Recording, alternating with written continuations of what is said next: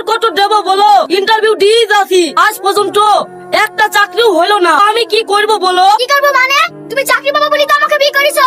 আমরা আর এভাবে কষ্ট করে সংসার চালাতে পারবো না। আজকের মধ্যে তোমার চাকরি যদি না হয় আমি তোমাকে ডিভোর্স দিয়ে বাপের বাড়ি চলে যাব। আরে পেপার গুলা দে, দেখি চাকরি পাই কি।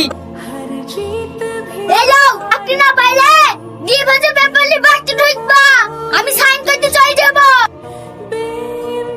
কি ব্যাপার, আজ তো কোনো ইন্টারভিউ নেই, কিসের জন্য এসছো? স্যার আমার ডিগ্রি খুব ভালো, দয়া করে আমাকে একটা চাকরি দে। চাকরি পথে পড়ে আছে নাকি, তাই তোমাকে দিয়ে দেবো? আপনার হাত ধরে বলছি, দয়া করে আমাকে একটা চাকরি দেন, না দিলে আমার বউ আমাকে তালাক দেবে। তো আমি কি করব? যা করি হোক, আমাকে একটা চাকরি দিয়ে আমার বউটাকে ঠেকা। চাকরি হবে না। স্যার, এই দেখেন নিচে বসলাম, আপনি চাকরি না দিলে এইখানে বিষ খাই মরবো। এই থাম থাম থাম, বিষ খাস না। স্যার কিছু একটা করেন।